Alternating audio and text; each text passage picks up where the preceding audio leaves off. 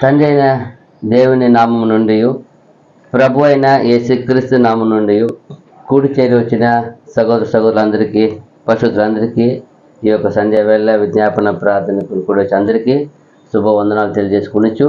ఈ దినం కూడా మనం గడిచిన కాలంలో దాదాపు 1 కొరింథీయులకు రాసిన పత్రిక 6 అధ్యాయం మనము చూసి ముగించాము. ఈరోజు 7వ అధ్యాయం గురించి మనం చూడాలని మనం నిర్ణయించుకున్నాము. అయితే ఈ యొక్క అధ్యాయం ఒక విశేషత ఏమంటే, నిజంగానే ఆ కాలంలో ఆ సంఘంలో జరిగిన చాలా విషయాలు జరిగినాయి. అయితే కొన్ని విషయాలు వాళ్ళు ఏం చేశారంటే, ఈ కాలంలో ఉన్నట్టు అన్ని సౌకర్యాలు లేవు. ఆ కాలంలో వాళ్ళు ఏదైనా ఒక మనిషి దగ్గర నుంచి సమాధానం కావాలంటే వాళ్ళు ఒక ఒప్పందం ఏమంటారు, ఒప్పుదల, వాళ్ళు ఒక సమ్మతి కావాలంటే వాళ్ళకి దేని ద్వారా పంపాలా?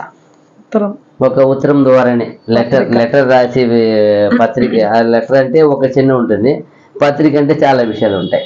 పెద్ద ఒక పత్రిక రాసి పంపించి ఈయన వీళ్ళు ఏం చేశారు, ఆ కొరింథీ సంఘంలో ఒక వివాహ విషయం గురించి, ఇదంతా కూడా ఈ అధ్యాయం దాదాపు 40 వచనాలు ఉంది. ఆల్మోస్ట్ చూసినప్పుడు అన్ని వివాహం గురించిన, భార్యాభర్తల గురించిన సంబంధాలే ఉంటుంది.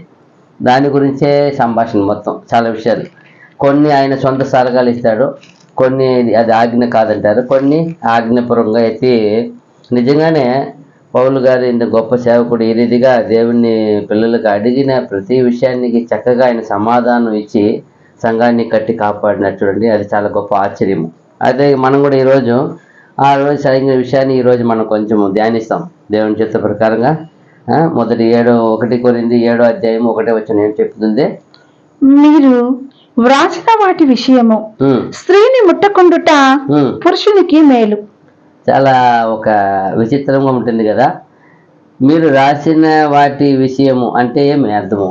వీళ్ళు ఆల్రెడీ లెటర్ పంపించి రాసి ఆయన ఉత్తరం కొరకు ఎదురు చూస్తున్నప్పుడు అది వాటికి సమాధానం ఆయన ఎంతో దేవుని దగ్గర ప్రార్థన చేసి అడిగి వాటిని సరే ఎంతో కాలం తర్వాత పంపుతున్నారు.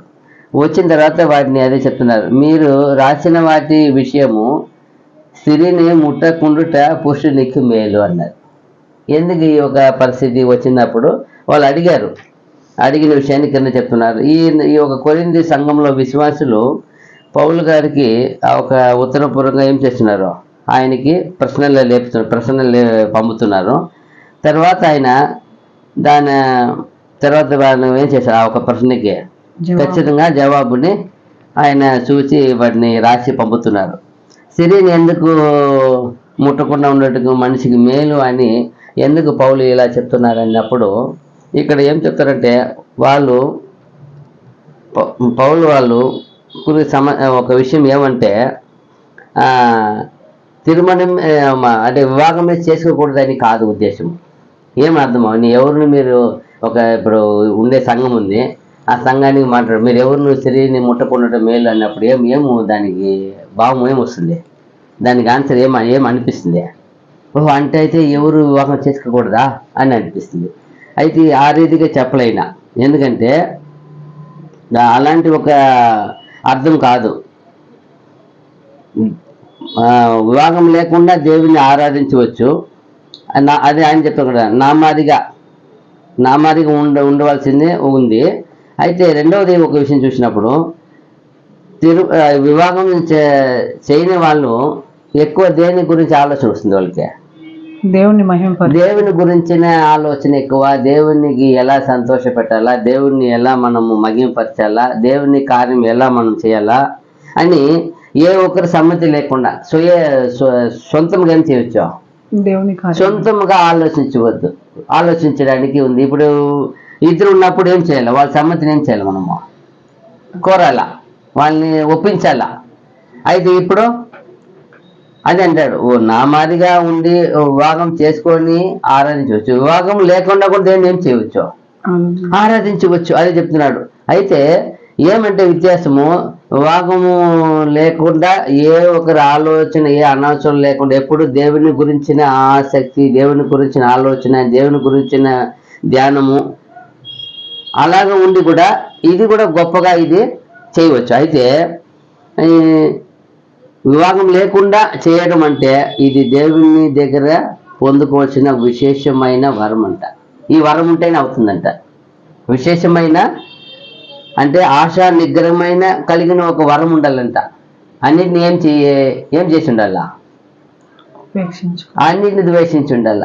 ఏటి పైన, మట్టి మీద, బంగారం మీద, ఎవరి మీద ఉన్న స్త్రీల మీద, ఎవరి మీద ఏముండదు వాళ్ళకి.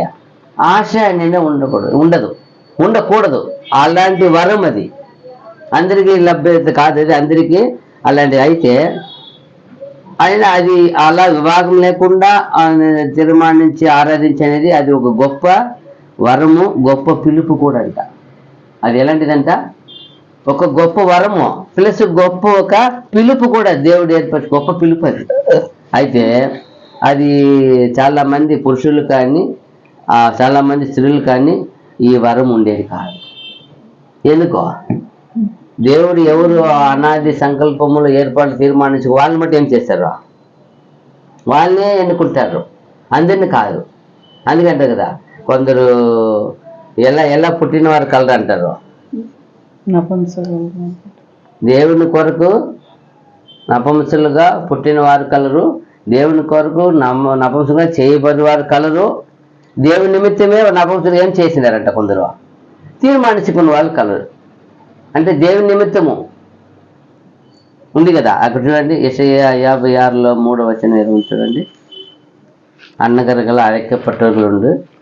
యెషయా గ్రంథము 56వ అధ్యాయంలో 3-4 వచనాలు అనిపిస్తుంది.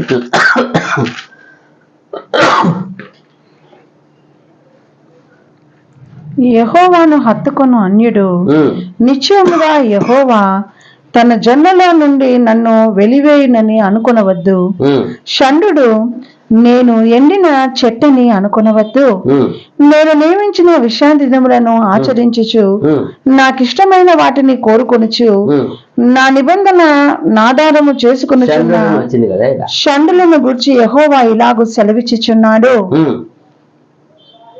అంటే షండులు వచ్చింది అంటే వాళ్ళు ఏం చేశారు? వాళ్ళ దేవుడి కొరకు ఏం చేశారంట వాళ్ళని. అది ఉందా? కింద అని ఉందా? పైన ఉందా? లేదు.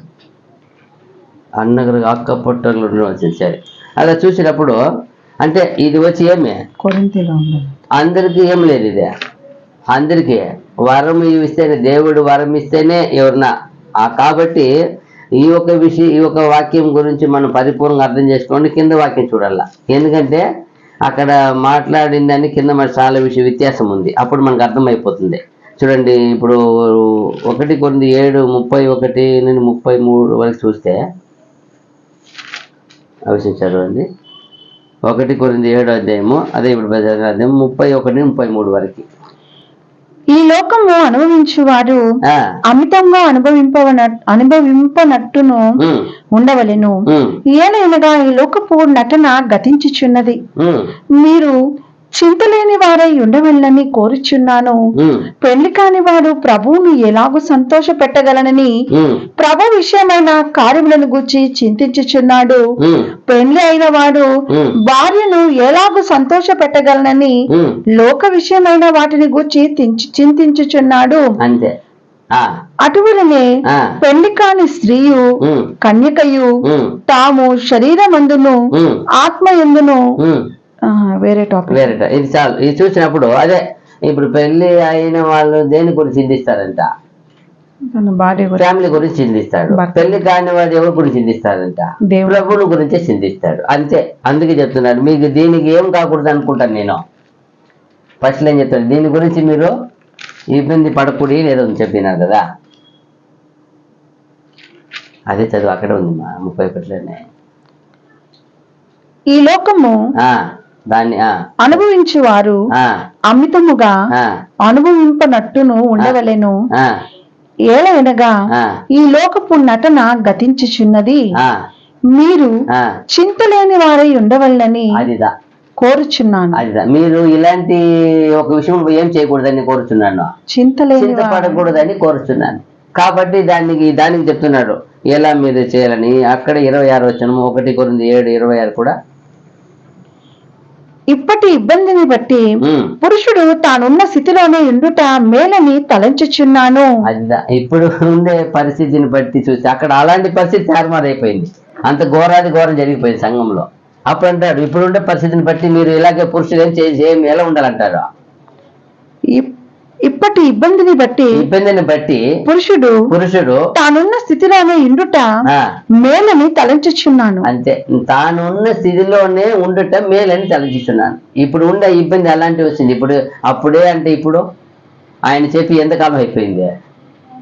దాదాపు 2000 సంవత్సరం. ఇంకా దగ్గర ఇంకా 70 రావాలి కదా, ఇంకా ఉంది తక్కువ కదా, అంత అయిపోయింది. చూడండి ఇప్పుడు ఎలాంటి పరిస్థితి ఉంది అప్పుడు, అది మనం ఆలోచించాలి. మత్తయి సువార్త 19, 10, 11 వచనాలు చూస్తే కూడా మత్తయి సువార్త 19వ వచనము 10, 11 19th chapter 10th and 11th verse. ఆయన శిష్యులు భార్యాభర్తలకుండు సంబంధము ఇటుదైతే పెళ్లి చేసుకొనుట యుక్తము కాదని ఆయనతో చెప్పిరి. ఎవరికి? అందుకు ఆయన ప్రభుతో చెప్పినారు. ప్రభుకే వచ్చి ప్రభు చెప్తున్నారు. అప్పుడు ఏమంటారు ప్రభు? అందుకైనా అనుగ్రహము నొందిన వారు తప్ప మరి ఎవరును ఈ మాటను అంగీకరింపనేరరు. అదేదా, అనుగ్రహం నొందిన వారు తప్ప. అయితే అంత ఒక విషయం చెప్తున్నారు అక్కడ. కొన్ని చెప్పేటప్పుడు అంటే చేసి అడుగుతున్నారు, అంటే ప్రభువా పెళ్లి చేసుకోండి మంచిది కాదేమో అంటున్నారు. అప్పుడు అనేటప్పుడు ప్రభు చెప్తున్నాడు అది ఎవరికి మాత్రం లభ్యత, అది అనుగ్రహం నొందిన వారు తప్ప. అనుగ్రహం నొందిన వారు తప్ప మరి ఎవరును ఈ మాటను అంగీకరింపనేరరు. మరి ఎవరును ఈ మాటని అంగీకరింపనేరు. దాని కింద ఉంది, తల్లి గర్భము నుండి నపంసకులుగా పుట్టిన వారు కలరు, మనుషుల వలన నపంసకులుగా చేయబడిన నపంసకులను కలరు. ఇక్కడ మనం అక్కడ ఎదిగినాం కదా, ఫస్ట్ ఈ వాక్యం ఇక్కడ ఏముంది? తల్లి గర్భము నుండి నపంసకులుగా పుట్టిన వారు కలరు, మనుష్యుల వలన నపంసకులుగా చేయబడిన నపంసకులను కలరు. పరలోక రాజ్యము నిమిత్తము తమ్మును తామే నపంసకులనుగా చేసుకునిన నపంసకులను కలరు. చూసావా? ఈ మాటను అంగీకరింపగలవాడు అంగీకరించును గాక అని వారితో చెప్పెను. ఏ మాట? ఈ మాట ఎవరు అంగీకరిస్తారు? ఎవరికి అది ఈ దేవుడు అనుగ్రహం ఉందో వాళ్ళకి మాత్రమే దాన్ని ఏం చేస్తారంట? అంగీకరిస్తారు. ఆ దేవుని చిత్తం చూడండి, పరలోక విషయమై తను నపంసకులుగా కలరు. పరలోక రాజ్య నిమిత్తం ఎంత గొప్ప ఇది కదా. అదే మనం ఆలోచించాల. అంటే మీరు రాసిన వాటి విషయము స్త్రీని ముట్టకుంటుట పురుషునికి మేలు అన్నప్పుడు అదేమి అంటే దాని ఒక విషయం చెప్తాను. అంటే ఆ పరిస్థితి అలా వచ్చింది. అక్కడ ఆ పరిస్థితి వచ్చింది కాబట్టి ఈ కాల పరిస్థితి వచ్చినప్పుడు మీరు ఇలా ఉండిపోయేదే మేలు అనిపిస్తుంది. చూడండి చాలా మంది చూస్తాం, చెప్తారు ఏం ఇంత వయసు అయింది పెళ్లి చేసుకోండి సార్, ఇప్పటికే ఒక 80-90 అమ్మాయిలు చూసాను సార్, ఎక్కడ సెట్ కాలేదు సార్. ఎందుకప్పా? ఎక్కడ పోయినా గొడవ సార్. అంటే ఏమైపోయింది? లాస్ట్కి ఏమైపోయింది? ఆయనకి మ్యారేజ్ అంటే ఏమైపోయింది? విరక్తి పుట్టిపోయింది, వద్దని వదిలేసినాడు. ఎందుకో ఆ విషయం ఎత్తేనే ఏమవుతుంది ఆయనకి ప్రాబ్లమ్స్ ఎక్కువ వస్తుంది. అది ఒక మంచి విషయం అయితే దేవుని అనుగ్రహం లేకపోతే ఎవరేం చేయలేము. దేవుని అనుగ్రహం ఉంటే ఏమవుతుంది? చాలా సులువుగా అయిపోతుంది. అదే చూస్తున్నాం ఇక్కడ. 2వ వచనం చూసినప్పుడు 1 కొరింథీ 7:2 చూస్తే ఆయనను జారత్వంలో జరుగుచున్నందున ప్రతి వానికి సొంత భార్య ఉండవలెను, ప్రతి స్త్రీకి సొంత భర్త ఉండవలెను. చూడండి ఎంత బాగా చెప్పారు. చూడండి, ఆయనను జారత్వము జరుగుచున్నందున ప్రతి వానికి సొంత భార్య ఉండవలను, ప్రతి స్త్రీకి సొంత భర్త ఉండవలను. అంటే ఇప్పుడు ఏం అర్థమైపోయింది? పైన చెప్పింది కాదు విషయము, ముట్టకుండుట పురుషునికి మేలు అని చెప్పారు. కానీ కింద ఏం చెప్తున్నారు? పాపము లేకుండా మీరు భూమిలో ఉండాలంటే ప్రతి వాడికి ఏమి ఉండాలంటారు? ఆయన సొంత భార్య సొంత భర్త. ఎందుకు ఉండాలా? అప్పుడు ఏం చేయలేరు మీరు, పాపానికి పడిపోరు, పాపానికి విముక్తి అవుతారు, పాపము నుండి మనకు రక్షణ దొరుకుతాయి. ఇది దేవుడు ఏర్పరిచిన ఒక బంధం ఉంది, దేవుడు ఏర్పరిచిన ఒక ఘనమైన కార్యం ఉంది. దీన్ని ఏం చేశారు దేవుడు? ఆశీర్వదించారు. ఆదిలోనే ఏం చేశారు? అందుకే అంట వాళ్ళని ఏర్పరిచింది. ఎందుకంట చూడండి, చూస్తాం. దేవుడు వివాహాన్ని ఏర్పరిచిన ఒక కారణము ఏమి చూస్తే, మొట్టమొదటి కారణము ఏ ఒక్కరు కూడా ఏం చేయకూడదంట. అదే ఏముండకూడదు, జాగ్రత్తము ఉండకూడదని ఒక ఏర్పాటు చేశారు. తర్వాత చూసినప్పుడు అందరికీ కూడా ఒక వయసు ఎదిగిన కొలది ప్రతి ఒక్కరికి ఒక వివాహం చేసుకోవాలని ఒక ఆశ ఉంటుంది.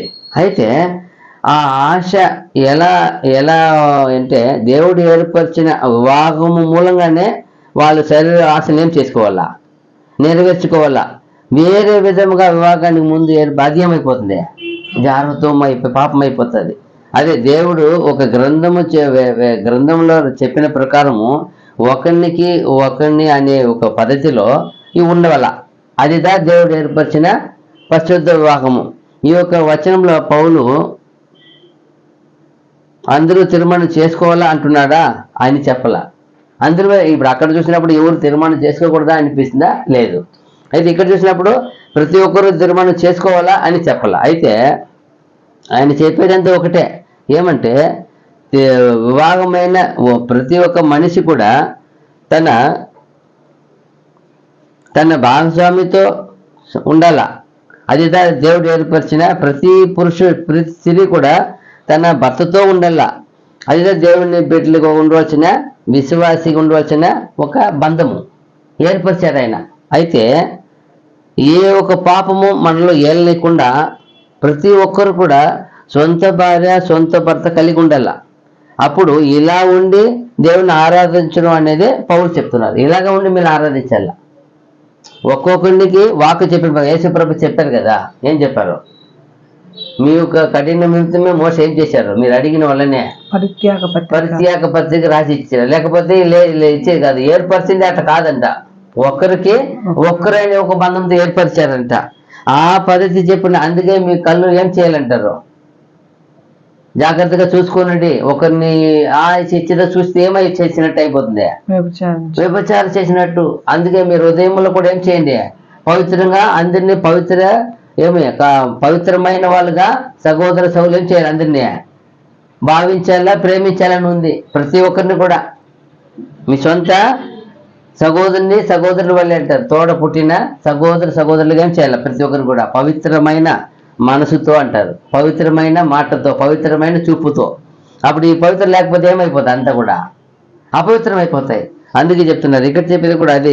పౌలు గారు ఏం చెప్తారంటే, ఒక విశ్వాసి మరి ఒక విశ్వాసిని వివాహం ఆడి దేవుడు ఏర్పరిచిన వివాహము బంధం ద్వారానే వాళ్ళు ఒక ఆశని తీర్చుకోవాలి. కానీ వేరే విధముగా తప్పుగా వెళ్ళరాదు. అట్టి వెళితే అది ఏమి తప్పైన వ్యభిచారంగా అవుతుంది.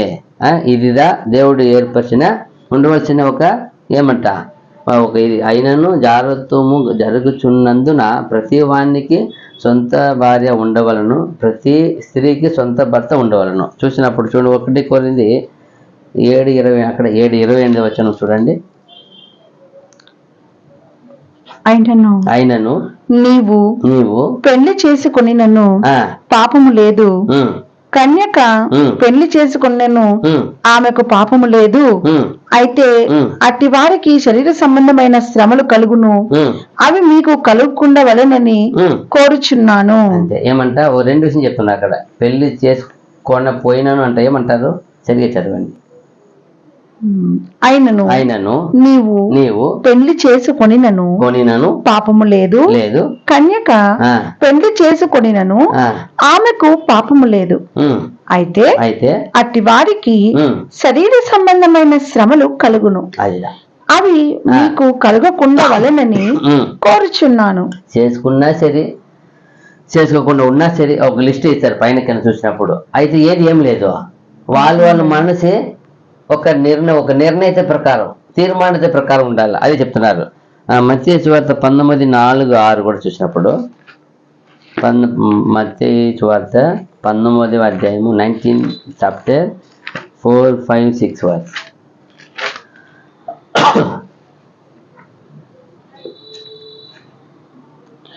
ఆయన సృజించిన వాడు ఆది నుండి వారిని పురుషునిగాను స్త్రీనిగాను సృజించిననియు ఇందు నిమిత్తము పురుషుడు తల్లిదండ్రులను విడిచి తన భార్యను హత్తుకొనును, వారిద్దరూ ఏక శరీరముగా ఉందురని చెప్పననియు మీరు చదవలేదా? కాబట్టి వారికను ఇద్దరు కాక ఏక శరీరముగా ఉన్నారు కనుక దేవుడు జతపరిచిన వారిని మనుష్యుడు వేరుపరచకూడదని చెప్పెను. ఎంత బాగా చెప్తా చూడు. ఆదిలో దేవుడు ఏర్పరిచింది దేనికంట? వారిని ఆయన సృజించిన వాడు ఆది నుండి వారిని పురుషునిగాను స్త్రీనిగాను సృజించననియు ఇందు నిమిత్తము పురుషుడు తల్లిదండ్రులను విడిచి తన భార్యను హత్తుకొనును, వారిద్దరును ఏక శరీరముగా ఉందురని చెప్పననియు మీరు చదవలేదా? కాబట్టి చాలు, చదవలేదా? ఆదిలోనే ఏర్పరిచింది ఏమి విషయం వల్లనే? స్త్రీని గాను పురుషుని, భార్య భర్త గాను ఒక ఒక బంధుత్వం ఏమంటారు వాళ్ళు, ఒక బంధం కూడా ఏర్పరిచారు. ఒక రిలేషన్షిప్ ఉండాలని ఏర్పరిచారు.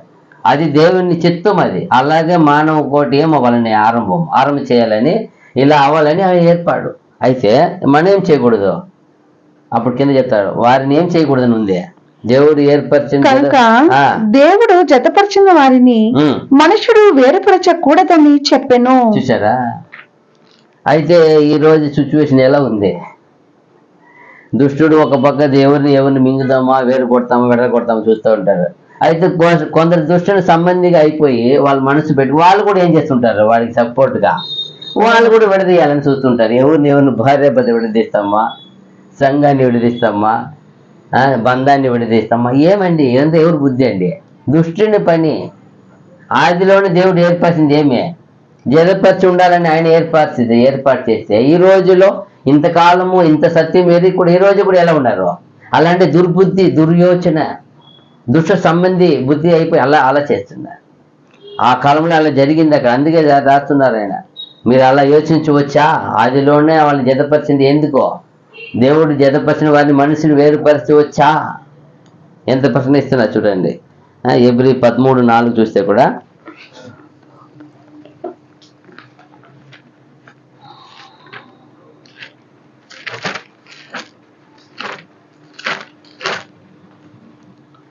వివాహము అన్ని విషయములలో ఘనమైనది గాను పానుపు నిష్కల్మషమైనది గాను ఉండవలెను. వేశ్యా సంగులకును వ్యభిచారులకును దేవుడు తీర్పు తీర్చును. చూశారు ఎంత ఆయన ఏర్పరిచిన ఒక పవిత్ర బంధం ఉంది, ఆయన ఏర్పరచకుండా ఉన్న ఒక అపవిత్ర బంధం ఉంది. అయితే ఏదిలో మనం వెళ్తున్నామో వాటిని ఒక తీర్పు వస్తుంది మనకి. దేవుడు ఏర్పరిచిన విషయాన్ని వేరుపరచకూడదు, దేవుడు ఏర్పరచకుండా ఉండే విషయాన్ని పైన మనం జతపరచకూడదు. ఈరోజు రివేస్ అయిపోతుంది. ఏర్పరిచింది వెడపరిచేది, విడివిడిగా ఉండేది వాళ్ళు వేరే సంబంధం లేని వాళ్ళు జతపరిచేది. అది ఎంత విరోధము కదా. అదిదా మన వాక్యం చూడాలా. ఎంత బాగా చూడు ఏం చెప్తారు అక్కడ దేవుడు వివాహము అన్ని విషయములలో ఘనమైనది గాను. ఫస్ట్ ఆఫ్ ఆల్ దేవుడు ఘనమైనదిగా ఆశీర్వదించాడు. ఘనమైనది గాను పానుపు నిష్కల్మషమైనది గాను. అలాంటి ఒక సంబంధం, అలాంటి బంధుత్వం, అలాంటి ఒక రిలేషన్షిప్ సాంగత్యం అది ఎలాంటిది? పవిత్రమైన నిష్కలంకమైనది, ఏ పాపం లేనిది గాను ఉండవలేను. అదిదా అది దేవుడు ఏర్పరిచే బంధం. అది దాన్ని పోయి మనం ఎవరు ఏం మాట్లాడడానికి లేదు, ఎవరు ఏమి మనం పోయి చుచ్చి పెట్టడానికి లేదు, వెడబెట్టి అసలే లేవు. వేశ్యా సంగులకును వ్యభిచారులకును దేవుడు తీర్పు తీర్చును. చూసారా? అలాంటి తప్పు వాళ్ళు ఉన్నారు, కొందరు ఉన్నారు. వాళ్ళకి ఏం చేస్తారు? దేవుడు ఖచ్చితంగా తీర్పు తీరుస్తారు. మీరు ఎక్కడ ఉన్నా సరే, ఎవరు చూడకపోవచ్చు, ఎవరు తెలియకపోవచ్చు. అయితే ఒక ఆయన దేవుడు ఏం చేస్తారు? ఎప్పుడో చూస్తూ ఉన్నాడు, ప్రతి ఒక్కరిని తీర్పు తీర్చడానికి. అది మనం మర్చిపోకూడదు. అదే చెప్తున్నాడు ఇక్కడ. దేవుడు ఆయన ఒక ఏర్పాటు చేసిన ఒక గొప్ప ఒక వివాహము, అది చాలా పవిత్రముగా ఉండాలని నియమించారు. అందరికీ ప్రతి వానికి పాపం ఉండకున్నట్లు ప్రతి వానికి సొంత భార్య ఉండాలా, ప్రతి సహోదరి స్త్రీకి సొంత భర్త ఉండాలని చెప్తున్నారు కదా. తర్వాత మనం 3వ వచనం చూసినప్పుడు భర్త భార్యకును 7వ అధ్యాయము 3వ వచనము భర్త భార్యకును అలాగుననే భార్య భర్తకును వారి వారి ధర్మములు నడుపవలెను. ఎందుకు బాగా చెప్తారు? భర్త భార్యకును అలాగనే భార్య భర్తకును వారి వారి ధర్మములు నడుపవలను.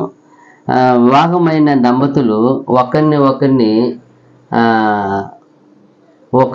చేరి ఉండవలసిన ఒక బంధంలో ఏర్పరచబడి ఉన్నారు. అట్లా అయినప్పుడు వాళ్ళు ఒక వివాహ బంధానికి దేవుడిచ్చిన ఏమంటారు మనవి వినసలదే భార్య ఆయన దేవుడు ఏర్పరిచిన ఆ భార్యని తాను నెరవేర్చవలసిన అన్ని కూడా చక్కగా చేయాల. అలాగే ఆమె కూడా దేవుడు ఇచ్చిన ఆ ఒక పురుషునికి భార్యగా తను చేయవలసిన బాధ్యత ఏం చేయాల? ధర్మములు నెరవేర్చాల. అలా ఉన్నప్పుడు వాళ్ళిద్దరూ ఎప్పుడు కానీ ఆ ఒక బంధం నుండి ఆ ఒక బంధంలో ఉన్న పరిశుద్ధతని ఆ ఒక కట్టుదిట్టాన్ని కాచుకోవాలా. ముఖ్యంగా ఇద్దరు కూడా ఒకరినొకరిని తన ఒక కన్యత్వముని తన ఒక కరుణతోనూ తన త్యాగంతోనూ నడుచుకోవాలి. ముగ్గురు ఏం చేయాలా? ఏమంటారు? కన్యం అంటే ఏమే? ఒక కట్టుదిట్టమా?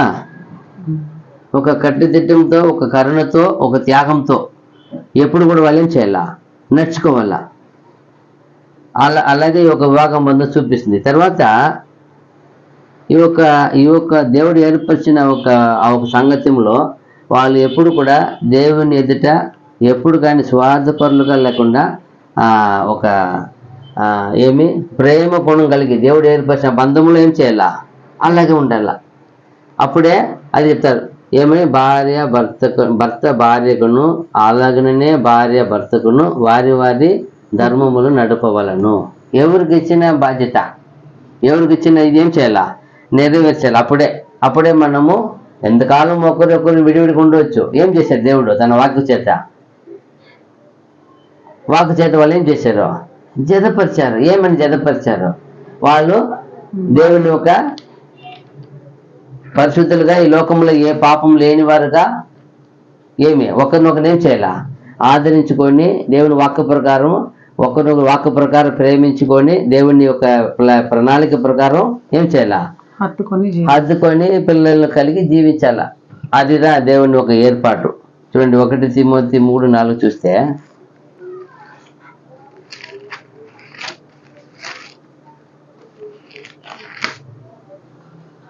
1 తిమోతి 3:4 సంపూర్ణ మాన్యత కలిగి తన పిల్లలను స్వాధీనపరచుకొనొచ్చు తన ఇంటి వారిని బాగుగా ఏలుచుండు వాడునై ఉండవలెను. ఇద్దరు ఏం చేయాలి? సంపూర్ణత మాన్యత కలిగి. మాన్యత అంటే అన్ని నీతి, న్యాయము, సత్యము, పవిత్రత, యథార్థత అన్ని వస్తుంది. సంపూర్ణ మాన్యత కలిగి తన పిల్లలను స్వాధీనపరచుకొనొచ్చు తన ఇంటి వారిని బాగుగా ఏలువాడునై ఉండవలెను. వాళ్ళు బాగుగా ఏం చేయాలా? దేవుణ్ణి చట్టదిట్టగా ఏం చేయాలా? అదిదా దేవునికి ఇష్టం. చూడండి కొలసి 3:18 చూసినప్పుడు కూడా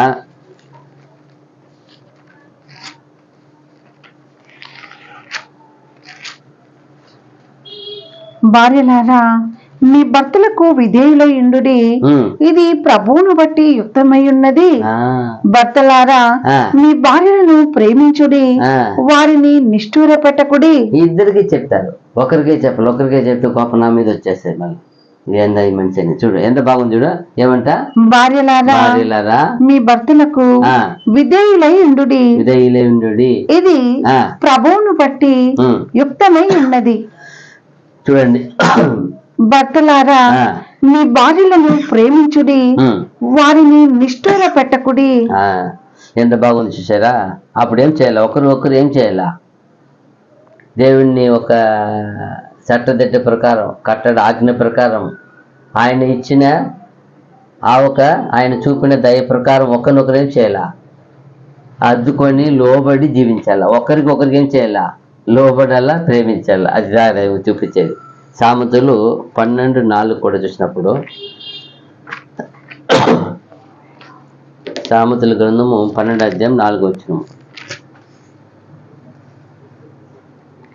యోగ్యురాలు తన పెనిమిటికి కిరీటము, సిగ్గు తెచ్చినది వాని ఎముకలకు కుళ్ళు. చూసారా, యోగ్యురాలు అంటే ఏమర్థమా? పవిత్రతను వచ్చింది, పరిశుద్ధరాలు, మంచిది, అన్ని విషయంలో యోగ్యరాలు, యోగ్యత. యోగ్యురాలు తన పెనిమిటికి ఏమంట? కిరీటం అంట. సిగ్గు తెచ్చినది వాని ఎముకలకు కుళ్ళు. చూసారా, అంటే ఏమని అర్థమా? చెడిపోతాయంట. ఆ మనసు వేదన పడి పడి పడి ఏమవుతుంది? ఎక్కువ ఎముకలు కూలిపోతాయంట. 14:4 అక్కడ 14:1 కూడా. సామెతలు 14:1 వచ్చిన. జ్ఞానవంతురాలు తన ఇల్లు కట్టును, మూఢురాలు తన చేతులతో తన ఇల్లు ఊడబెరుకును. జ్ఞానురాలు తన ఇల్లును కట్టును, మూఢవంతురాలు తన చేతులతో దాన్ని ఇల్లు పెరికి వేయును, ఊడబెరుకును. చూసారా, అంతే. జ్ఞానం ఉందా? ఏ జ్ఞానం? చాలా మంది ఇల్లు కడుతున్నారా, పడగొడుతున్నారా తెలిసిపోతుంది చాలా మంది. అది ఎంత చక్కగా ఉంది చూడండి. అదిదా ఎఫెసీ 5:21 నుండి చదవండి, 25 వరకు ఉన్నాయి.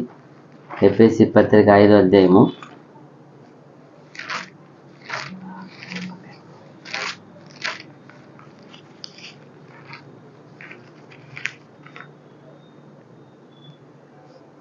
స్త్రీలారా ప్రభువునకు వలె మీ సొంత పురుషులకు లోబడి ఉండుడి. క్రీస్తు సంఘమునకు శిరస్సై ఉన్నలాగున పురుషుడు భార్యకు శిరస్సై ఉన్నాడు. క్రీస్తే శరీరమునకు రక్షకుడై ఉన్నాడు. సంఘము క్రీస్తునకు లోబడినట్టుగా భార్యలు కూడా ప్రతి విషయములోనూ తమ పురుషులకు లోబడవలెను. పురుషులారా, మీరును మీ భార్యలను ప్రేమించుడి. అటువలే క్రీస్తు కూడా సంఘమును ప్రేమించి అది కళంకమైనను ముడత అయినను అటుది మరి ఏదైనాను లేక పరిశుద్ధమైనదిగాను నిర్దోషమైనదిగాను మహిమగల సంఘముగాను ఆయన తన ఎదుట దానిని నిలవబెట్టుకొనవలెనని వాక్యముతో ఉదక స్నానము చేత దానిని పవిత్రపరచి పరిశుద్ధపరచుటకై దాని కొరకు తన్ను తాను అప్పగించుకొనెను. చూసారా, ఎంత గొప్ప విషయం చూడండి. దేవుడు ఈ యొక్క వివాహం అనే ఈ యొక్క వివాహం అనే బంధాన్ని ఎంత గొప్ప విషయముగా, ఎంత ప్రణాళికలో, ఎంత ఒక ముఖ్యమైనదిగా ఆయన మాట్లాడుతున్నాడు చూడండి. ఆదిలో ఎక్కడ చేసిన ప్లాన్ ఇదంతా? దేవుడు ఆదిలో చేసినాడు అంతే. ఇక్కడ ఏమో ఇప్పుడు చేసిందో మొన్న చేసిందో కాదు. ఇది ఈ భూమి పునాది వేయపడక మునిపే ఏం చేశారు? ప్లాన్ చేశారు. ఇలా వస్తారు, ఇలా నేను ఆదాము సృష్టిస్తాను, ఆదాము తర్వాత కొంతకాలం తర్వాత ఆమె నుండి ఆయన ఎముక తీసి అవ్వని సృష్టిస్తాను, తర్వాత వాళ్ళు కొంతకాలం తర్వాత ఇలా వాళ్ళు చేరి ఒక కుటుంబముగా వాళ్ళ ద్వారా సంతతి కలిగిస్తాను. ఆ సంతతి వారిని కొంతకాలం తర్వాత నేనేం చేస్తాను? ఎన్నుకుంటాను, ఏర్పరచుకొని నా వాక్య విధుల్ని ఇస్తాను. ఆ వాక్య విధుల ప్రకారం వీళ్ళు వాక్య ప్రకారం జీవించే పరిశుద్ధ సంతతిని ఒకటి ఏర్పరచుకుంటా. ఎంత ప్లాన్ చూడండి. ఇప్పుడు మనం ఆ పరిశుద్ధ సంతతిలో ఉన్నాం, ఆ ప్లాన్లో ఉన్నాం. అందుకే ఆ వివాహము గురించి, ఎందుకంటే ఈ వివాహం అంతా దేనికి కంపాషన్గా ఉంది? గొర్రె పిల్ల వివాహం కొరకు ఏముంది? ఇదంతా సిద్ధపాటు, ఇదంతా ఒక ఛాయగా ఉంది. ఆయన మాట్లాడే విషయం లాస్ట్ చెప్తారు మనం చూసినప్పుడు. ఇదంతా ఎవరు ఛాయగా ఉంది? ఇదంతా క్రీస్తు. ఏమి ఈ వివాహము ఎంత ముఖ్యమో దీనికంటే పరలోక ఒక గొర్రె పిల్ల వివాహము, ఆ మగోత్సవం ఏమి, వాటికి మనం సిద్ధపడుతున్నాం. మన వధువులుగా ఆయన వరుడుగా ఉన్నాడు, దాన్ని కంపేర్ చేసి మాట్లాడుతున్నాడు. అందుకే ఈ వివాహం గురించి అంత ముఖ్యత్వం ఇచ్చినాడు ఆయన. ఈ యొక్క బంధం గురించి, ఆ వివాహ బంధం అనే విషయాన్ని, ఆ భార్య భర్త గురించి అంత వివరణ. అది ఎలా ఉంది చూడు, ఎంత మాట్లాడుతున్నాడు. అలాగే క్రీస్తు కూడా తన సంఘముడికి ఏం చేస్తున్నాడట? ప్రేమించి పోషించి కాపాడుతున్నాడట. దానికి ఏమి రాకుండా కాపాడుతున్నాడు. ఒక పురుషుడు అనేవాడు కుటుంబాన్ని అలాగేం చేయాలని ఉంది? కాపాడాలి. అదిదా బాధ్యత. ఎంత చక్కగా ఉంది చూసారా? 3వ వచనం చూస్తా, 4వ వచనమా, 1 Corinthians 7:4. భర్తకే గాని భార్యకు తన దేహముపైన అధికారము లేదు. అలాగున భార్యకే గాని భర్తకు తన దేహముపైన అధికారము లేదు. చూసారా ఎంత బాగా? భర్తకే కానీ భార్యకు తన దేహము పైన అధికారం లేదు, అలాగనే భార్యకే కానీ భర్తకు తన దేహం మీద అధికారం లేదు. ఎంత బాగా చెప్తారు చూడు. అంటే ఏమని అర్థము? అంతగా ఏం చేయాలా? లోబడి కావున వాళ్ళ ఒక ఇష్ట కోరిక నెరవేర్చి దేవుని ఒక నీతిని ఏం చేయాలా? దేవుడు ఇచ్చిన క్రమం ఏం చేయాలా? నెరవేర్చి. అదితో చాలా చక్కగా చెప్తున్నారు. ఎంత బాగా ఇది ఎవరికి? అలాగనే క్రీస్తు సంఘాన్ని ఏం చేస్తున్నాడు? ప్రేమించి. అది ఉంది వాక్యం. అలాగనే అన్నారు. మళ్ళీ తర్వాత అలాగనే 5:32 అవును చూస్తాం. మళ్ళీ చదువు ఇంకా ఉంది దానికి. అలాగనే అన్నప్పుడు అప్పుడు మనం చూడవచ్చు అనేక మతముల్లో అనేక కళాచారం ఉంది కదా. అనేక కళాచారంలో భార్య అంటే ఎలా వాళ్ళు పెడతారంటే, భార్య అనే ఒక భర్త యొక్క ఒక సొత్తు లాగా. ఏమంట, ఈరోజు వివాహం చేసి ఇచ్చారనుకో, ఒక హిందువులో పెళ్లి చేస్తారు. ఆమె ఎవరు? ఆయనకి ఏమని చెప్తారు? అది ప్రాణము ఉండే ఇంకో ప్రాణం లేని వస్తుగా ఆమె నీ సొత్తు అంతే. దాన్ని ఏమైనా చేయొచ్చు. చూడండి, అలాగే సకల అధికారము, సకల ఆమెకి ఎలాంటి బాధ్యత అంటే భర్తని చూడాలా, భర్తని ఒక ఆరాధించే మాదిరిగా పెడతారంట. నిద్ర లేచి ఏం చేస్తారు హిందువులో? నిద్ర లేచి భర్త కాళ్ళు మొక్కుతారు. అప్పుడు ఏమని వాళ్ళు వర్ణించి పెట్టున్నారు? భర్త దేవుడిగా పెట్టి ఉన్నారు. అలాగే హిందువుల ధర్మములో కానీ అనేక మతం ఆచారం అలాగే జరుగుతుంది ఈ రోజు కూడా. అంతే, ఎంతగా వాళ్ళు ఒక బానిసలాగా రాసేసి ఉన్నారు. వాళ్ళకి ఏం ఒక ఇష్ట కోరికలు ఉండకూడదు, వాళ్ళకి ఏ ఒక హక్కు ఉండకూడదు. అన్ని ఎవరికే ఉండాలా? అన్ని పురుషునికే ఉండాలా. పురుషుడే హక్కుదారుడు, పురుషుడికే ఆశపరుడు, పురుషుడే అన్ని ఆయనకే. ఈమె ఆయనకి ఒక పని కచ్చేలాగంట. ఒక బానిస పని చేస్తారు కదా, అలాగా ఈరోజు ఈరోజు చూస్తున్నాం. అయితే ఇలాంటి ఒక బంధాన్ని దేవుడు దాన్ని ఏర్పరిచారా? ఇలాగ పెట్టారా? ఇలా లేదు. దేవుడు ఏర్పరిచింది ఎలాంటిదే? మారుగా దేవుడు ఏర్పరిచిన ఒక ఉద్దేశము, ఇద్దరు ఒక బాధ్యత కలిగిన వాళ్ళు గాను, ఇద్దరు ఒక మంచి కట్టుదిట్టం గాను, ఇద్దరు స్వార్థం లేని వారు గాను, ఇద్దరు పరిపూర్ణమైన సమర్పణ చేసేవాళ్ళు గాను, వీళ్ళిద్దరూ ఒకరిని మిక్కటముగా ఎలాంటి ప్రేమ అంటే అది ఎలాంటి ప్రేమ? మిక్కటమైన ప్రేమ, నిష్కల్పము లేని ప్రేమలు ఏం చేయాలంట? వాళ్ళు ప్రేమించే వాళ్ళుగా, ఒక సమర్పణ చేసేవాళ్ళుగా, పరిపూర్ణమైన మంచి గుణం కలిగే వాళ్ళుగా, ఏ ఒక్కటి కూడా ఒకరే సొంత ఆలోచించక ప్రభువునందు ఇద్దరు కలిసి ఆలోచించే వాళ్ళుగా, వాళ్ళు ఏ విషయంలో ఒక్కడే సొంత నిర్ణయం తీసుకోవక ఇద్దరు కలిసి ప్రభువుని అడిగి నిర్ణయం తీసుకునే వాళ్ళుగా, దేవుని ఆలోచన అడిగేవారుగా, దేవుని దగ్గర తీర్మానం చేసుకునే వాళ్ళుగా, లోకానికి ఒక మాదిరిగా సాక్షిగా పెట్టారంట. అలా ఏర్పరిచారంట ఈ వివాహం అనేది. దేవుడు ఎలా ఏర్పరిచారో ఈ లోకానికి వాళ్ళు ఎలా ఉండాలంట? ఒక సాక్షిగా ఉండాలని ఏర్పరిచారు. అందరికీ సమాధానముగా ఒకరిని మిక్కటం, చాలా ప్రేమ అంట. అన్ని నేసమని వచ్చింది. ఏమని వచ్చింది? అది ఎక్కువ మిక్కటమైన ప్రేమ. అలాంటి ప్రేమించి దేవుని చిత్త సంకల్ప ప్రకారంగా వాళ్ళు ఏం చేయాల? ఆజ్ఞలను, చట్టాన్ని పాటించి అది లోకమునికి చాటించి. చూడు, అలాంటి చూసినప్పుడు మనము అపోస్తల పౌలు గారు అనేక చోట్ల ఇద్దరి గురించి మాట్లాడుతూ ఉంటారు. ఎవరు? అక్విలా ప్రిస్కిల్లా గురించి మాట్లాడతారు. ఏమంటే వాళ్ళ దంపతులు ఎలా ఉన్నారు? ఇద్దరు ఎక్కడ పోయినా వాళ్ళ ఇంట్లోనే ఏం చేస్తున్నారంట? ఒక ప్రార్థన కూడుకొని ఉన్నారు. కూడికి ఏర్పరిచారు. ఎప్పుడు ఆయనతో పాటు ఏం చేస్తుంటారు? వాళ్ళు సహాయపడుతూ ఉంటారు. చేసేది ఈయన గొప్ప సేవ చేసే తెలిసింది వాళ్ళకి. ఆ సత్యం గ్రహించారు కాబట్టి ఎప్పుడు అక్విలా ప్రిస్కిల్లా దేవుని సేవకుడికి ఏం చేస్తున్నారు? అందువల్లనే ఆయన వాళ్ళ గురించి సాక్ష్యం ఇస్తున్నారు. వాళ్ళ ఇంట కూడు ఒక సంఘముకు ఏం చేయను వందనము తెలుపు, వాళ్ళకి శుభమని చెప్పు, వాళ్ళకి సహాయపడండి. వాళ్ళు నాకు ఈ ప్రాణికి ఎంతో వాళ్ళు ఏం చేశారు? సహాయపడి కాపాడారు. ఎన్నో సందర్భాలు కాపాడే వాళ్ళు తమ ప్రాణం పెట్టడానికి తన కొరకు ప్రాణం పెట్టడానికి సిద్ధపడిన వాళ్ళు. అప్పుడు ఎంత అలాగే ఇక్కడ చెప్తున్నారు. అలా ఉండాలా దేవుడు ఏర్పరిచిన వివాహ బంధం అలాగే ఏ ఒక్కరి మీద అధికారం చెల్లించడానికి కాదు. అలాగే కళాచారములు ఆచారం ఉన్నట్టుగా ఏమి బానిసగా కాదు. వాళ్ళు కూడా ఏముంది, ఒక మనసు ఉంది, ప్రాణం ఉంది. దేవుడి ఆ ప్రాణం ఆ ఒక శరీరాన్ని సృష్టింది ఎవరు? దేవుడు.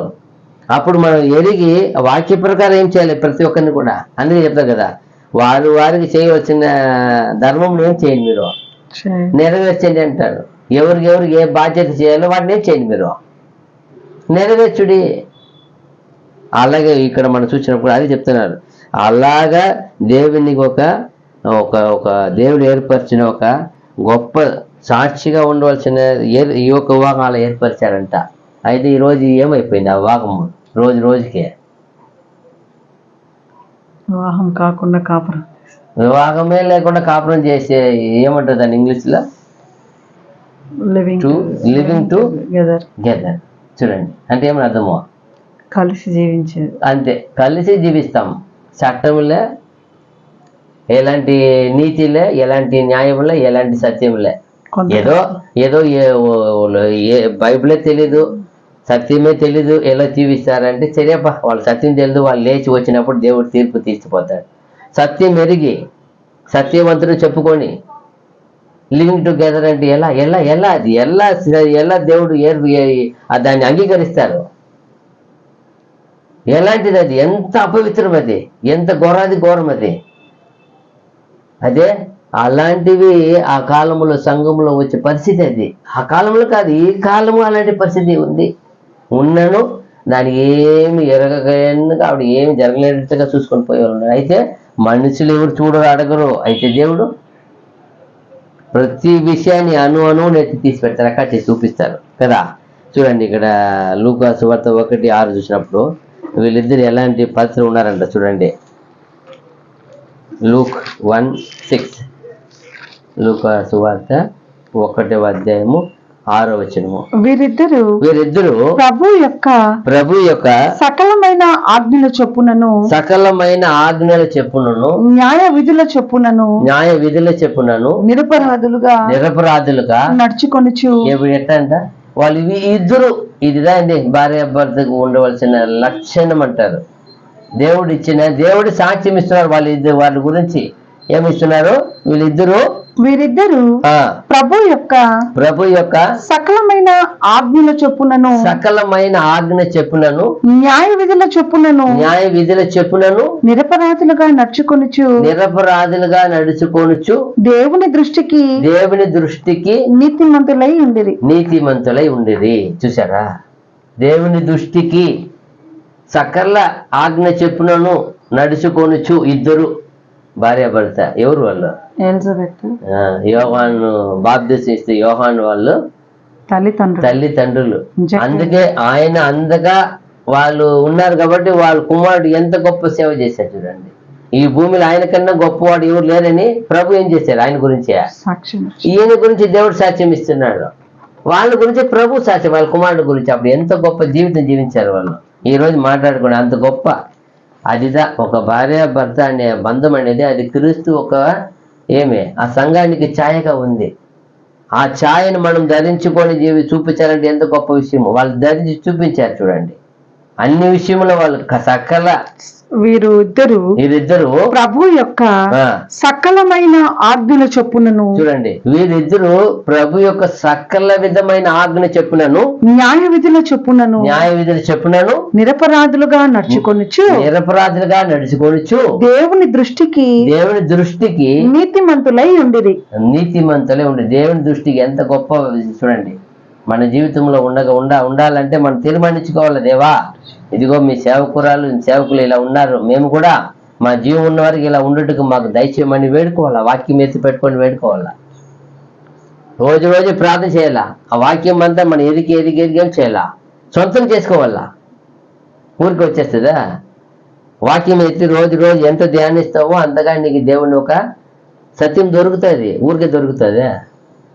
అప్పటిదే మన ఆలోచన. అలాదా మనము అటు విషయానికి ఏం చేయాలి? చూడండి, ప్రసంగి గ్రంథం 4:12 కూడా చెప్తారు. చూడండి, ప్రసంగి 4:12.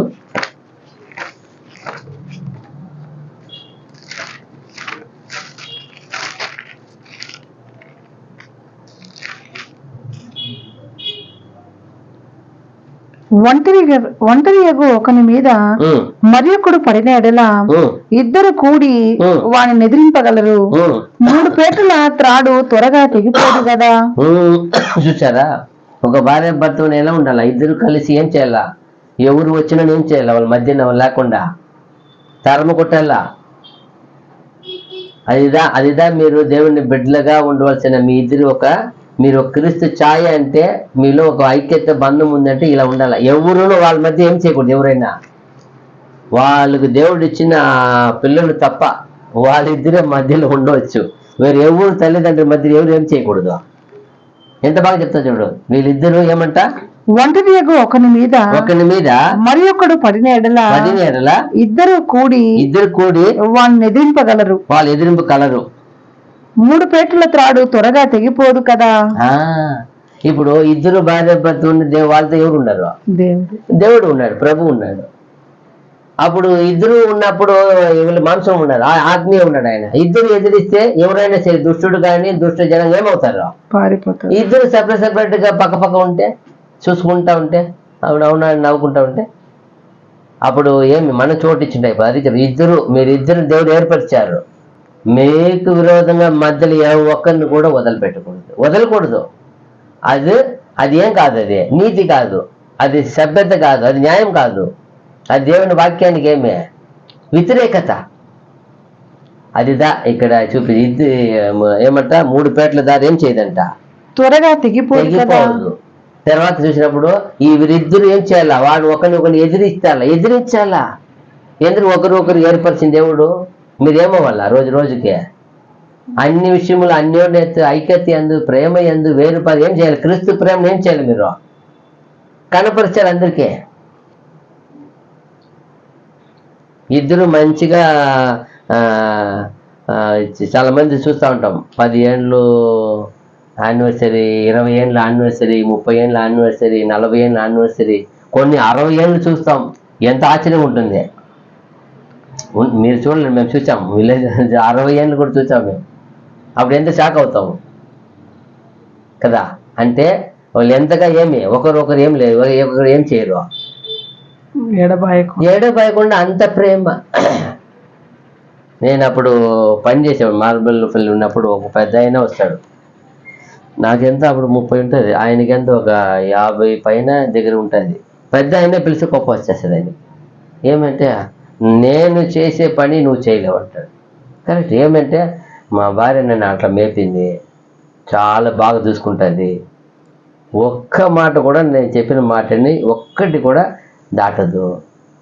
ఎంత నిజంగానే ఆయన చాలా ఆశ్చర్యం ఆయన చెప్పి. అవును, అంత 55 వయసులో కూడా ఆయన 20 వయసు పనివాడే పనిచేస్తాడు. ఆయన అంత డబుల్గా మోస్తాడు. ఆయన అంత మంచి బల మనిషి, మంచి ఏమంటే అలా బాగా చూసుకుంటుంది ఆయన్ని. అలాగే ఇక్కడ చూసినప్పుడు చెప్తున్నాడు, ఒకరు ఎందుకు ఇచ్చారు? ఒకరినొకరిని ఏం చేయాలి? మీరు కాపాడుకోవాలా. ఒకరు పడిపోతే ఇంకొకటి లేపడానికి ఇచ్చింది. ఒకరిని ఎవరిని ఎదురుగా వస్తే వాడిని వస్తే ఇంకొకరు చేరి ఎదిరించాలా. ఎన్ని విషయంలో మాట అయినా సరే, ఏ విషయంలో అయినా ఆదుకోవాలా. ఈరోజు చాలా మంది ఎవరికి ఏం తెలియకుండా ఆమెకి తెలియక ఆయనకి తెలియకుండా వీళ్ళు చేసే అప్పులు, ఆయన తెలియకుండా ఆయన చేసే అప్పులు, ఎవరికి సంబంధం ఉండి తెలీదు. అప్పుడు ఏం లేదు, ఒకరి మధ్య ఒకరు ఏం లేదు, సన్నిహిత లేదు, అండర్స్టాండింగ్ లేదు, డీప్ ఏం లేవు వేషము. అది చూడండి ఎఫెసీ 5:31 చూసినప్పుడు కూడా, ఎఫెసీ రాసిన పత్రిక 5:31 వచ్చిన ఎఫెసియన్స్ 5:31.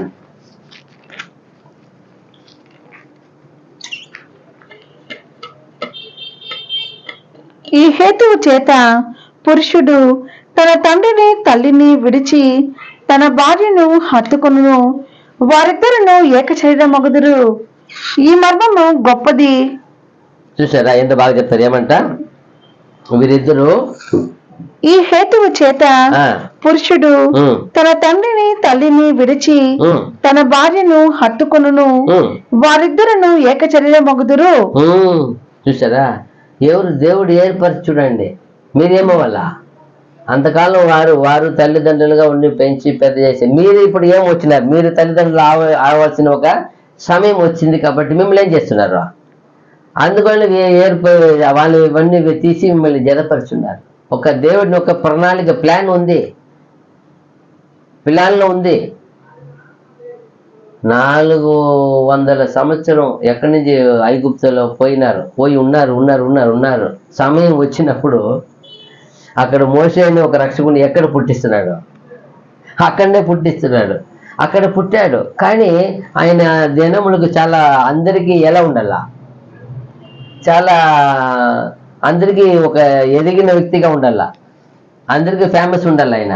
కాబట్టి ఎత్తుకొని పోయి ఎక్కడ పుట్టినాడు సరే, ఎక్కడ పెంచుతున్నాడు ఎత్తుకొని పోయి ఐగుప్తు రాణి ఎత్తుకొని పోయి ఒక యువరాజుగా పెరుగుతున్నాడు ఆయన. రాణి కుమార్తెగా ఒక కుమారుడుగా పెరుగుతున్నాడు ఆయన, యువరాజుగా పెరుగుతున్నాడు. ఎవరు ప్లాన్ ఇదంతా? దేవుడు. అప్పుడు చూడండి, అప్పుడు అక్కడే ఒక రక్షకుడు పుట్టించాడు. ఆయన ఎత్తుకొని పోయి రాజగురుకులను పెట్టి అక్కడ రాజ్యం తల్లి పాలిచ్చి, మళ్ళీ ఎవరు కాదు తల్లి వచ్చి అక్కడ ఏం చేసింది ఆయనకి తల్లి పాలిచ్చి పెంచి చేసి లాస్ట్ వచ్చి నిలబడినప్పుడు తెలిసింది, ఆహా ఎంత గొప్ప ప్లాన్. అలాగే నీవు నన్ను కూడా ఒక ప్లాన్ ఏర్పరచుకున్నారు ఆయన. మనము ఇచ్చిన కుటుంబాన్ని దేవుని వాక్కు ప్రకారం మనం ప్రేమించి ముందు సాగాలి, నెరవేర్చాల. అదిగా దేవునికి చిత్తం. చూడండి 5వ వచనం చూస్తామా, కొరింథీ రాసిన 7వ అధ్యాయం 5వ వచనము. ప్రార్థన చేయుటకు మీకు సావకాశము కలుగునట్లు కొంతకాలం వరకు ఉభయుల సమ్మతి చొప్పుననే తప్ప ఒకరినొకరు ఎడబాయకుడి. మీరు మనస్సు నిలుపలేకపోయినప్పుడు సాతాను మిమ్మల్ని శోధింపకుండునట్లు తిరిగి కలుసుకొనుడి. చూసారా, ప్రార్థన చేయుటకు మీకు సవకాశము కలుగునట్లు కొంతకాలము వరకు ఉభయుల సమ్మతి చెప్పుననే తప్ప ఒకరికి ఒకరు ఎడబాయకుడి. మీరు మనసు నిలుపలేకపోయినప్పుడు సాతాను మిమ్మును శోధింపుకుంటున్నట్లు తిరిగి కలుసుకొనుడి. ఎంత విషయం చూడండి. దేవుని ఒక తీర్మానం చెప్పున ఒక వివాహము, దాంపత్యం అనే ఒక బంధం అనేది దేవుడు ఏర్పరిచారు. అయితే ఈ ఒక దంపతులు కొంతకాలము కొన్ని సంవత్సరాలు జీవించిన తర్వాత కొంతము మనము ప్రార్థన సేవ అనేది ఏమవుతుంది, దేవుని బిడ్డ ఎక్కువ అవుతుంది. అయితే అలాంటి పరిచర్య, అలాంటి సేవ కొరకు మనము కొంతకాలము ఏం చేయాల్సి వస్తుంది. కొన్ని దినాల్లో ఎడబాయను వస్తుంది. అయినను అది కొన్ని దినాలు ఉండవచ్చు. అయితే అదే ఆ ఒక దినమే సేవ, దేవుని ప్రార్థనని వారాలు కానీ నెలలు కానీ ఏం చేయకూడదు, గడిచి దాటకూడదు. ఒకవేళ అలా గడిచి దాటాలంటే ఆమెను వెంట పెట్టుకోపోవడము దేవుని చిత్తము, విశేషము. లేని ఎడల అది ఏం చేయాలి, ఆమెతో ఆమె సమ్మతిని కోరాల. ఆమెకి ఇష్టం లేకపోతే ఏం చేయకూడదు. ఆమె పర్మిషన్ ఉండాలి. ఎందుకంటే ఇద్దరు ఏర్పరిచేటప్పుడు ఏం చేస్తారు, ఒకరికి ఒకరు ఏం చేయాల, దేవుని సేవే. అయినను దేవుని సేవతో ఎవరు ఉండాలా, లేని శోధన వస్తుంది. శోధన వచ్చినప్పుడు ఏమైపోతారో పడిపోవాల్సి వస్తుంది. అదే చెప్తున్నాడు. కాబట్టి ఏం చేయండి, ఆమె యొక్క సమ్మతిని లేదా ఆమెని భాగస్వామి వెంట పెట్టుకుని వెళ్ళడం మంచిది. లేని ఎడల ఆమె పరిపూర్ణ సమ్మతితో వెళ్ళడము మంచిది.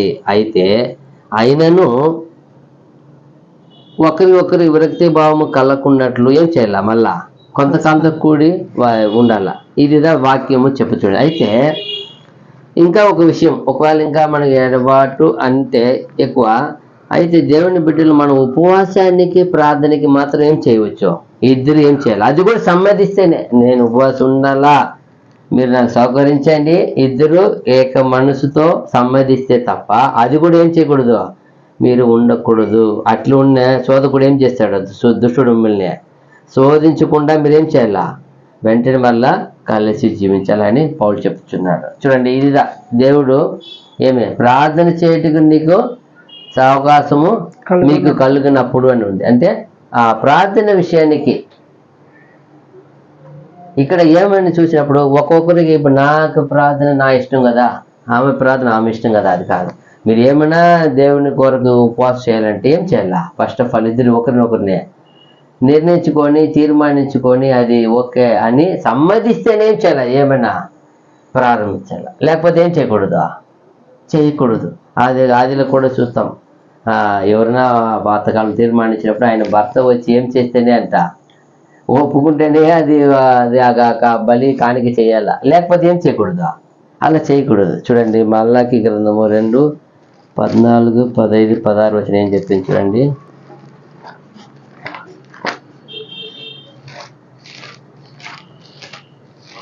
మల్లాకి గ్రంథము 2వ అధ్యాయము 14, 15, 16 వచనాలు. అది ఎందుకని మీరు అడగక యవన కాలమందు నీవు పెళ్లి చేసుకొని అన్యాయముగా విసర్జించిన నీ భార్య పక్షమున యెహోవా సాక్షి ఆయను. అది నీకు తోటిదై నీవు చేసిన నిబంధనకు పాత్రురాలు కదా, నీ పెళ్లి భార్య కదా. కొంచెముగానైనను దైవాత్మ నొందిన వారిలో ఎవరును ఇలాగున చేయలేదు. ఒకడు చేసినను ఏమి జరిగెను? దేవుని చేత సంతతి నొందవలనని అతడు యత్నము చేసెను గదా. కాగా మిమ్మును మీరే జాగ్రత్త చేసుకొని యవ్వనమున పెళ్లి చేసుకొనిన మీ భార్యల విషయములో విశ్వాసఘాతకులుగా ఉండకుడి. భార్యను పరిత్యజించుట నాకు అసహ్యమైన క్రియ అని ఇశ్రాయేలీయుల దేవుడగు యెహోవా సెలవిచ్చుచున్నాడు. మరియు ఒకడు తన వస్త్రములను బలాత్కారముతో నింపుట నాకు అసహ్యమని సైన్యములకు అధిపతియగు యెహోవా సెలవిచ్చుచున్నాడు. కాబట్టి మీ మనస్సులను కాచుకొనుడి, విశ్వాసఘాతకులు కాకుడి. చూచారా, మీరు ఎందుకు దేవుడు ఏర్పరిచారంటే దేవుడు మీ ద్వారా ఏం చేయబడాలని, ఒక సంతతి ఏర్పాటు చేయాలని దేవుడి ప్లాన్. దేవుడి ప్లాన్ అంతా చాలా ఉన్నతమైనది, మనకు అర్థం కాదు. ఈ రోజు ఆ ప్లాన్ ఎవరు ఏం చేస్తారో, చాలా మంది ఏం చేస్తారో, సత్యం ఎరిగినా ఎరగపోయినా ఎన్ని అబార్షణలు, ఎన్ని అయినా దేవుడు ఏర్పరిచింది దీనికైనా. దేవుడు ఏర్పరిచి ఎంత గొప్ప విషయమో. ఆయన ప్రణాళికలు ఎవరు రావాలని ఎక్కడ ఉంది కదా. అయితే ఇలా చేసేటప్పుడు దేవుని వ్యతిరేకత కదా అది ఎంత బాగా చెప్తారు, ఎంత బాగా. అప్పుడు మనం ఏం చేయాలా?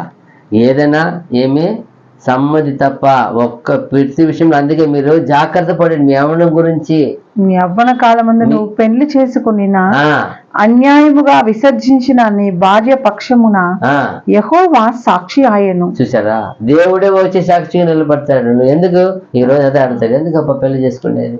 పెళ్లి చేసుకొని ఏం చేయాలి? ఆమెతో కాపురం చేయాలా. అందుకే దేవుడు ఏర్పాటు. అది అలాంటి కాపురమే. చేసుకోకుండా కాపురం చేసేది కాదు. అది లోకానికి ఏమో మంచిగా ఉండొచ్చు, అయితే దేవుని దృష్టికి ఏమది అసహ్యము, చాలా గలీజేది, చాలా అసహ్యము. దేవుడు ఏర్పరిచింది దేవుడు ఏర్పరిచిన బంధం దేవుడు ఏర్పరిచిన పద్ధతి దేవుడు ఏర్పరిచిన కట్టడి దేవుడు ఏర్పరిచిన నీతి ఎంత బాగా చెప్పింది చూడు అక్కడ. దేవుడు తీర్మానం చెప్పిన ఒక దమ్మదని ఏర్పరిస్తే, అయితే వాళ్ళు కొంతకాలం తర్వాత పరిచయ నిమిత్తం ఏమన్నా ఏర్పడితే ఒకరినొకరు ఏం చేయాల? దినాలు, వారములు, నెలలంటే అది దేవుని వ్యతిరేకత. అలా చేయమని వాక్యం చెప్పలా. మీరు ఎందుకు తల్లిదండ్రినే విడిచి కలుసుకొని ఎందుకు జీవించమని చెప్పారు? మిమ్మల్ని ఇలా ఏర్పరిచింది అందుకే. విడిచిపెట్టి జీవించమని. చాలా మంది తల్లిదండ్రులు వదిలేసి వాళ్ళు వదిలేసి వెళ్ళిపోతారు. అది ఎట్లా న్యాయం? అది చెప్తాను, వాళ్ళ పక్షము నేనేం చేస్తాను, సాక్షిగా నేను నిలబడతాంటారు. ఐఎమ్ విట్నెస్ అంటారు. నేను వాళ్ళ పక్షం సాక్షి. ఈరోజు ఎన్ని మంది అలా ఉన్నారు? ఎన్ని మంది సహోదరులు సత్యం ఎరిగిన వాళ్ళు ఎలా ఉన్నారు? దేవుడు ఏర్పరిచిన బంధంలో ఉన్నారా? దేవుడు ఏర్పరిచిన పద్ధతిలో ఉన్నారా? దేవుడు ఏర్పరిచిన నీతిలో ఉన్నారా? ఆ కాలం లేదు, ఆ సంఘంలో లేదు. కాబట్టి ఆ పరిస్థితి ఈ రోజు కూడా అలాంటి పరిస్థితి ఉంది. ఎన్ని వేల సంవత్సరం అయినాను, 2000 సంవత్సరం దగ్గర అయినాను ఇలాగ పరిస్థితి ఉంది. అప్పుడు దేవుడు ఎంత బాధపడతాడు. ఇంత సత్యం ఎరిగి, ఇంత సత్యం మాట్లాడి, ఇంత సత్యంలో మనము అన్ని చేసి ఎలా ఎలా మన పరిస్థితి ఉంది? ఆయన ఎలా ఎలా నియమించారు? మిమ్మల్ని శోధించుకున్నట్లు అన్ని ఏం చేయాలి? అక్కడ ఏం చెప్తారు లాస్ట్లో? మీరు జాగ్రత్తగా మళ్ళీ చదవండి.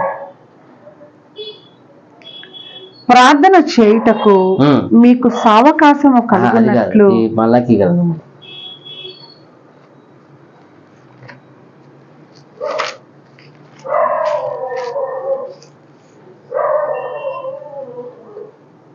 అది ఎందుకని మీరు అడగగా, యవ్వన కాలమందు నీవు పెళ్లి చేసుకుని అన్యాయముగా విసర్జించిన నీ భార్య పక్షమున యెహోవా సాక్షి ఆయను. అది నీకు తోటిదై నీవు చేసిన నిబంధనకు పాత్రురాలు కదా. అక్కడ ఏం చేస్తాము? పోయి పెద్దలు పెళ్లి చేసినప్పుడు ఎంత నిబంధన చేసాము? నీకు సుఖము, నీకు కష్టం వచ్చినా, నష్టం వచ్చినా, బాధ వచ్చినా, వేదన వచ్చినా, అనారోగ్యం వచ్చినా అన్నిటి అందు ఎలా ఉంటామంటారా? తోడుగా ఉంటాను, నీడగా ఉంటాను, విడవలు ఎడబాయినని వాగ్దానం చేసి తీర్మానం చేసుకోండి. అది చెప్తున్నాడు. తీర్మానం చేసావు కదా, నీ పెండ్లి భార్య కదా, కొంచెముగానైనను దైవాత్మ నొందిన వారిలో ఎవరును ఇలాగున చేయలేదు. ఒకడు చేసినను ఏమి జరిగెను? దేవుని చేత సంతతి నొందవలనని అతడు యత్నము చేసిన గదా. కాగా మిమ్మును మీరే జాగ్రత్త చేసుకొని యవ్వనమున పెళ్లి చేసుకొనిన మీ భార్యల విషయములో విశ్వాసఘాతకులుగా ఉండకుడి. మీరు ఎవరు కానీ విశ్వాసఘాతకులుగా ఉండకుడి. ఎంత బాగా చెప్తా చూడండి. అంటే ఏమి, ఇది జరిగిపోతే విశ్వాసఘాతకులు అయిపోతారని తెలుసు అనమాట. వారిని వదిలేస్తారని తెలుసు అనమాట. అందుకే రాశారు. భార్యను పరిత్యజించుట నాకు అసహ్యమైన క్రియ. ఏమంట? భార్యను పరిత్యజించుట అసహ్యమైన కార్యం. డైవర్స్ అది విడిచిపెట్టేది అసహ్యమైన కార్యము, క్రియ అని ఇశ్రాయేలీయుల దేవుడగు యెహోవా సెలవిచ్చుచున్నాడు. మరియు ఒకడు తన వస్త్రములను బలాత్కారముతో నింపుట నాకు అసహ్యమని సైన్యములకు అధిపతియగు యెహోవా సెలవిచ్చుచున్నాడు. కాబట్టి మీ మనస్సులను కాచుకొనుడి, విశ్వాసఘాతకులు కాకుడి. ఎవరుని ఏం చేయకూడదు? విశ్వాసుల ఘాతులు కాకూడదు. మీ మనసుని ఏం చేయమంటాడు? కాచుకోండి, కాపాడుకోండి. ప్రియమైన సహోదరి, ఎంత మంచి విషయం చూడండి. తర్వాత 6వ వచనం చదువుతాము. 1 కొరింథీ 7వ అధ్యాయము 6వ వచనము. ఇది నా హితోపదేశమే కాని ఆజ్ఞ కాదు. చూసారా? అంటే ఇందాక పైన దాకా దాదాపు ఒక 5 వచనాలు చెప్పారు కదా. ఇది ఏమంటున్నారా? ఇది నా ఈత ఉపదేశమే కానీ ఆజ్ఞ కాదు. ఇది సలగా అంటున్నాడు. నా ఒక ఆలోచన, నాకు ఇచ్చిన మంచి ఆలోచన. అప్పుడు చూడండి, అప్పుడు పైన చెప్పబడిన ఒక 5 వచనము పౌలు గారు తన సొంత ఒక అభిప్రాయం ఏం చేశారు? బయలుపరిచారు. అయితే ఇది ఆజ్ఞ కాదంట. ఎందుకు అలా చెప్పారు అని చూసినప్పుడు, ఎందుకు అలా చెప్పారంటే, ఆ కొరింథీ సంఘంలో ఉన్న ఆ ఒక సహోదరులు, ఒక విశ్వాసులు ఆ పరిచయం చేస్తున్నారు కదా. పరిచయం చేసే వాళ్ళు వివాహం చేసుకోవచ్చా? వివాహం చేసుకొని అది సరియైనా లేదా తప్ప? లేదా అతను భార్యతో చేరి ఉండి క్రీస్తుతో కూడా ఎలా పరిచయం చేసేది? అది పవిత్రం అవుతుందా? అది పవిత్రంగా ఎంచబడుతుందా అని అనేకమైన సందేహాలు, అనేక ప్రశ్నలు ఆయన అడిగారు. ఆయన భార్యతో చాలా డీప్గా ఉంటాడు కదా. అలా ఉండి ప్రభుతో వచ్చి సేవ చేసేది అది అంత పవిత్రంగా ఉంటుందా అని ఒక ప్రశ్న. అయితే పౌలు దాన్ని వివరిస్తున్నారు ఈ 5 వచనాల్లో. దేవుడు ఎలా ఏర్పరిచారంట? ఇది పవిత్రమైన బంధముగా, దీని ద్వారా ఇది సంఘానికి ఏముందని, ఛాయగా ఉందని ఏర్పరిచారంట. అది వాళ్ళకి అందుకే చెప్తున్నారు. ఇది 6వ వచనము ఏం వచనం లేదు. ఇది నా ఒక ఇతర ఉపదేశము కానీ ఆజ్ఞ కాదు. ఇది నా ఒక మంచి ఆలోచన చెప్తున్నారు ఆయన. అంత పరిస్థితి ఆయన అడుగుతున్నారు. అడిగినప్పుడు ఆయన ఉత్తరం రాసి ఇచ్చారు. ఇది ఎందుకు అవ్వదు? వివాహం చేసుకొని భార్యని ప్రేమించి కుటుంబాన్ని కాపాడి కూడా సేవ చేయవచ్చు. అని మనకు మొన్న చూసాం కదా.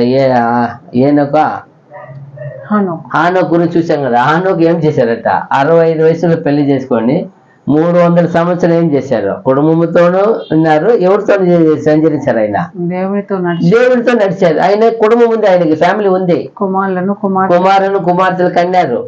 అయితే ఏమని అర్థం, అప్పుడు ఫ్యామిలీ ఉంది, ఫ్యామిలీతో దేవుడు ఎంత సమయం గడపాలన్న సమయం మిగతా ఎక్కడ ఉన్నారు, దేవుడిని ఒక విధిలో ఉన్నారు, భూమిలో ఉన్నారు, మన మరే ఉన్నారు. అయితే ఉంత సమయం అంతా ఎక్కడ గడుపుతున్నారు, ఎవరితో ఉన్నారు, ఎవరు వాక్యంలో ఉన్నారు, ఎవరు ధ్యానంలో ఉన్నారు, అదిదా జీవించేది. అది అలాగే ఇక్కడ అది చెప్తున్నాడు. అలాగే చెప్తున్నాడు ఇక్కడ, ఎందుకు మనం వీళ్ళకు తప్పైన అభిప్రాయం వచ్చింది వాళ్ళకి. ఏమంటే వివాహం చేసుకున్న వాడు పవిత్రంగా సేవ చేసేది ఎట్లా అవుతుంది అని. అయితే దేవుడు ఏర్పరిచిన ఉన్నతమైన ఏమది, అది పాను పల్పేది ఉంది, ఏం చెప్పారు, అది నిష్కల్మషంగా ఏర్పరిచారు కదా, పవిత్రంగా ఏర్పరిచారు కదా. అలాగే ప్రతి ఒక్కరు కూడా ఒక కన్యగా ఒక పురుషుడు ఏం చేయాల, వివాహం చేసుకొని దేవుడిని అందు ఎదగలిది ఆయన చిత్తం ఉంది. అదే ఆయన ద్వారా సంతతి రావాలని ఏర్పాటు ఉంది. మనం చూస్తున్నాం కదా. ఆ రోజు ఆయన ఎలిజబెత్ జకర్యా చూసినప్పుడు వాళ్ళకి పిల్లలు చాలా కాలం లేదు. తర్వాత కాలం వచ్చినప్పుడు పిల్లలు పుట్టి ఆయన ఎవరు అవ్వాలి రాసినారు, ప్రభువుకి మార్గం చేసే గొప్ప సేవ కూడా అవ్వాలి రాశారు. ఎంత గొప్ప విషయం చెప్పారు ఆయన. అలాగే అప్పుడు ఏమి అంత వయసు అయిపోయింది, పిల్లలు అబ్రహాం పిల్లలు పుట్టారు. ఏమైనారు వాళ్ళంతా ఈరోజు అబ్రహాం ద్వారా గోత్ర, ఈరోజు ఇసాకు యాకోబు తర్వాత గోత్రకర్తలు ఎక్కడి నుంచి వచ్చారు, 100 వయసు వరకు పిల్లలు లేరు. తర్వాత ఏమైనారు, అదంతా దేవుని చిత్తము. అది చెప్తున్నారు ఇక్కడ, ఎందుకు వివాహం చేసుకోండి సేవ చేయకూడదు. వాళ్ళకి ఇచ్చే ఒక లెటర్, ఉత్తరం రాస్తున్నారు. ఉత్తరంలో 6వ వచనం వరకు మనము చూస్తాం. సరే, ఇది నా ఇత ఉపదేశమే కానీ ఆజ్ఞ కాదు. అంటే మనం దేవుని చిత్తం వల్ల ఈరోజు ఒక 6 వచనాలు చూసాము. దేవుని చిత్తం అయితే రాబోయే వారంలో ఇలా కలుసుకుంటాం. ఇంతవరకు ఓపిక విన్న మీ అందరికీ వందనములు. God bless you. ఆమేన్.